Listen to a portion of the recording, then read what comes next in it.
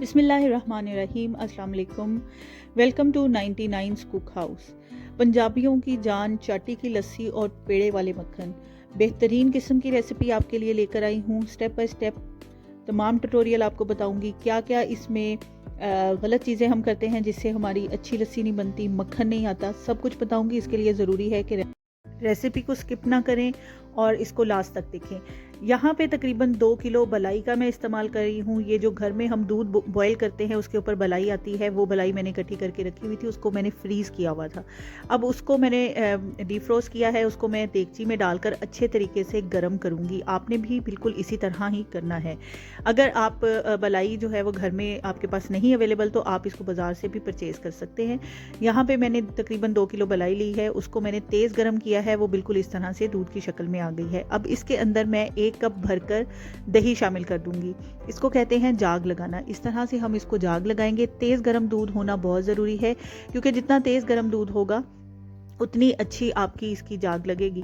ठीक हो गया। यहाँ पे मैंने इस तरह से देगची को एक कपड़े में रखा है। गरम कपड़ा आपने ले लेना है और इस तरह से इसको हर तरफ से फोल्ड कर देना है। ये स्टेप आप उस वक्त करेंगे जब सर्दियाँ होंगी, और अगर गर्मी का मौसम है तो आप ये वाला स्टेप नहीं करेंगे, वो विदाउट इसके ही बन जाती। लेकिन क्योंकि मौसम चेंज हो गया है और सर्दी है, इस वजह से मैं इसको इस तरह से कवर करके ओवरनाइट रख दूँगी। अब हमने यहाँ पे पूरा एक रात के लिए इसको रखा था, तो सुबह के वक्त ये इस तरह से कुछ जम जाएगी। ठीक है, इस तरह से दही की शक्ल में आ जाएगी। आपने क्या करना है, आपने ग्राइंडर लेना है और उसके अंदर ये तमाम बलाई इस तरह से जो कि दही की शक्ल में आ चुकी है, आपने इस तरह से निकालनी है। और इस तरह से आप ग्राइंडर के जग में बलाई डालेंगे और तकरीबन हाफ़ आप इसको इस तरह से निकाल लेंगे। अच्छा, एक चीज़ मैं आपको बताऊं कि कई दफ़ा ये होता है कि दूध बहुत पतला आ रहा होता है तो उस पर बलाई अच्छी नहीं आती, तो ये आप बाज़ार से परचेज़ करके भी बना सकते हैं। लेकिन कोशिश ये किया करें कि खालिस बलाई अपने पास से जो घर में हम दूध के ऊपर आती है उसको थोड़ा थोड़ा इकट्ठा करते रहा करें, ताकि जब वो फ्रीज़ करके आप रखें और फिर बाद में आप उसको आसानी के साथ आप उसका मक्खन निकाल सकते हैं। यहाँ पे हाफ़ जग के करीब मैंने बलाई इसमें शामिल की थी। अब इसके अंदर 1 कप मैंने पानी शामिल किया है। शामिल करने के बाद अब इसको हम ऊपर से इसका ढक्कन लगा देंगे और इसको हम अच्छे तरीके से ग्राइंड करेंगे। बहुत इंपॉर्टेंट चीज़ ये है कि यहाँ पे आपको थोड़ा सा सब्र से काम लेना पड़ेगा। बहुत सब्र से आपको इसलिए काम लेना पड़ेगा कि यहाँ पे आपको ग्राइंडर को तकरीबन 1 मिनट के लिए चलाना पड़ेगा। उसके बाद बहुत अच्छा मक्खन इसके ऊपर आएगा। अगर आप ये कहें कि हमने इसको 30 सेकंड सिर्फ चलाया और फ़ौरन से मक्खन आ जाएगा, तो ऐसा नहीं होता। इसके लिए जो है वो थोड़ा सा आपको वेट करना पड़ेगा। 1 मिनट या 1.5 मिनट से तकरीबन लगता है। और इसमें आप 30 सेकेंड आप ग्राइंडर को चलाएँ, फिर उसको बंद कर दें, उसके बाद फिर ग्राइंडर को चलाएँ और फिर उसको बंद कर दें। इस तरह से करके आप थोड़ी थोड़ी देर बाद इस तरह चलाते रहें और आप देखेंगे कि पहले कंसिस्टेंसी जो होगी बलाई की वो बहुत थिक होगी, लेकिन जैसे ही मक्खन इसके ऊपर आ जाएगा, अब आप देख सकते हैं कि जग के अंदर थोड़ा पानी टाइप, थोड़ा पतला आपको बैटर नज़र आ रहा है, क्योंकि ये उस वक्त नज़र आएगा जब ऊपर इसके मक्खन इकट्ठा हो जाएगा। यहाँ पे देखें माशाल्लाह माशाल्लाह माशाल्लाह कितना ज़बरदस्त किस्म का मक्खन आया है। एक चीज़ और जो कि मुझे आपको स्टार्ट में बतानी चाहिए थी, वो मैं स्किप कर गई। जब आपने रात को जाग लगा के रखना है, उसके बाद आपने उसको उठाकर फ्रिज में ज़रूर रखना है ताकि वो ठंडा हो जाए। ठंडा जब दूध हो जाएगा, ठंडी जब दही वो बलाई की जो आपने लगाई हुई है वो हो जाएगी, उसके बाद आपने मक्खन निकालना है। फिर आपका मक्खन बहुत अच्छा आएगा। लेकिन अगर आपको फ़ौरी ज़रूरत है, आप फ़ौरन निकालना चाहते हैं, तो उस वक्त ये होगा कि आप उसके अंदर थोड़ी बर्फ़ डाल दें। बर्फ़ डालने से वो ठंडा हो जाएगा और उसके बाद आप इसको इस तरह से जग में निकालें और फिर हाथ की मदद से इस तरह से बहुत अच्छे तरीके से इसको स्क्वीज़ करें। इसमें से तमाम लस्सी को निकल जाना चाहिए। निकाल के फिर आप इसको अच्छे तरीके से इस तरह से पेड़े की शक्ल दें। ट्रेडिशनल तरीका है, इसी तरह हमारी माएँ निकालती थी।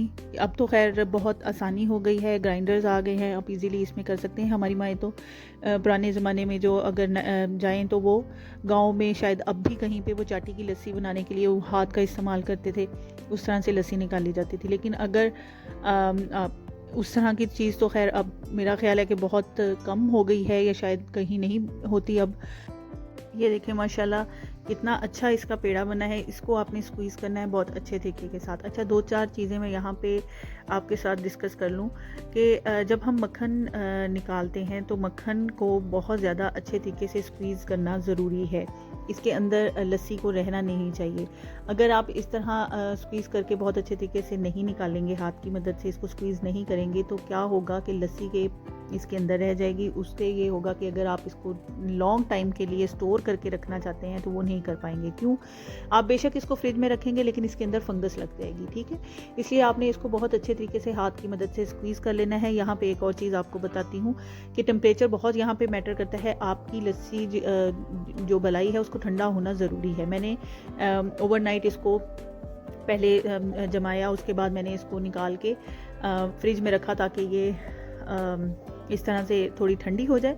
लेकिन अगर आपको फ़ौरन से निकालनी है तो मैं आपको बता चुकी हूँ कि आप इसमें बर्फ़ का इस्तेमाल कर सकते हैं। अगर आपको ये फ़ील हो रहा है कि जैसे मक्खन जो है वो बहुत बारीक आ रहा है, बहुत पतला है और अच्छे तरीके से ऊपर नहीं आया, तो आप उस वक्त जब आप इसको ग्राइंडर को चला लें और आपको थोड़ी सी लेयर नज़र आ जाए मक्खन की, तो आप उस वक्त भी लस्सी के अंदर बर्फ़ डाल सकते हैं। आप बर्फ़ उसमें डाल दें तो थोड़ा सा आप वेट करेंगे तो आपको खुद ब खुद ही वो थिक लेयर उसकी नज़र आ जाएगी मक्खन की, और आप हाथ की मदद से अच्छे तरीके से इसको निकाल सकते हैं। ये छोटी छोटी चीज़ें हैं जिसकी वजह से मक्खन इजीली आप निकाल सकते हैं। इनका आप ख्याल रखें तो बहुत अच्छे तरीके से आप इस तरह से मक्खन निकाल सकते हैं। अच्छा, एक चीज़ और है कि जी बटर तो अवेलेबल है बाज़ार में, हम इजीली ले सकते हैं, लेकिन बात यह है कि जो चीज़ ऑर्गेनिक है ना वो ऑर्गेनिक ही होती है, ठीक है। और अपने हाथ से की हुई चीज़ का तो मज़ा ही कुछ और होता है। अब यहाँ पे ये देखें, मैंने मक्खन निकाला और मुझे इतना मज़ा भी आ रहा था, इतना अच्छा, माशाल्लाह माशाल्लाह। ये थोड़ी मेहनत लगी ज़रूर, लेकिन बहुत ही अच्छा मज़ेदार किस्म का मक्खन रेडी होता है। इसको आप स्लाइसिस पे लगा कर बच्चों को दें, और इसके अलावा रोटी को के ऊपर बच्चों को लगा के दें, बहुत मज़ेदार लगता है। यहाँ पे इस तरह से करके इसको स्क्वीज़ करते जाएंगे और अच्छे अच्छे इसके पेड़े बनाते जाएंगे। ये रेसिपी पार्ट्स में है। ये मैं इसके बाद में सेकंड पार्ट भी इसका अपलोड करूँगी जिसमें मैं आपको बताऊँगी कि मक्खन से आपने देसी घी कैसे बनाना है।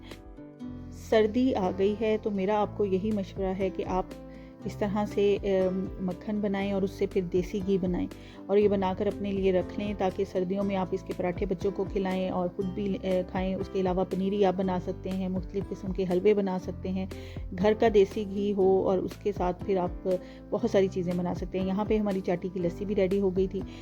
इसको चाटी की लस्सी मैं इसलिए कह रही हूँ, ऑल्दो मैंने यहाँ पे मिट्टी की चाटी की लस्सी का नहीं बनाई, लेकिन इसका जायका, इसका जो अरोमा है, इसका एक स्पेसिफिक टेस्ट है, वो बिल्कुल वैसा ही होगा। बिल्कुल हमारा मक्खन रेडी हो गया। इसके मैंने पेड़े बना लिए। रेसिपी पसंद आई हो तो इसको लाइक कर दें और मेरे चैनल को सब्सक्राइब कर दें। इसका पार्ट 2 भी मैं अपलोड करूँगी, उसे ज़रूर देखिएगा। अपना ख्याल रखें। अल्लाह हाफ़िज़।